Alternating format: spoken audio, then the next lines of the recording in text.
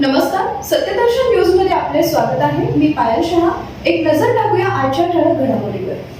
फडणवीस आणि ठाकरे यांच्या एकाच विमानातील प्रवासात उच्च दर्जाची चर्चा।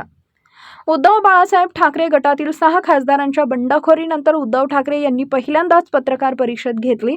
आज त्यांच्या यवतमाळ दौऱ्याआधी ते माध्यमांसमोर व्यक्त झाले, त्यावेळी त्यांनी अनेक विषयांवर भाष्य केलं।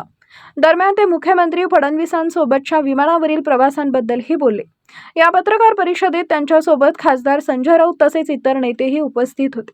मुख्यमंत्री देवेंद्र फडणवीस आणि ठाकरे यांच्या एकाच विमानातील प्रवासाबाबत विचारताच ते हसले आणि गमतीत म्हणाले, त्यांच्यात आणि माझ्यात उच्च दर्जाची चर्चा झाली। नागपूर इथं पोहोचताच कार्यकर्त्यांनी त्यांचं स्वागत केलं। यावेळी ते म्हणाले, 2-4 गद्दार फोडल्यानं शिवसेना संपत नसते। विरोधकांच्या कितीही पिढ्या उतरल्या तरी शिवसेना संपू शकणार नाहीत।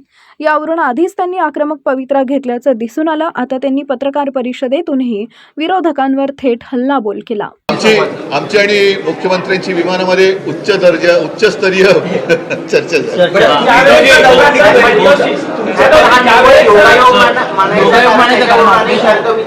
येत्या काही दिवसात कळेल।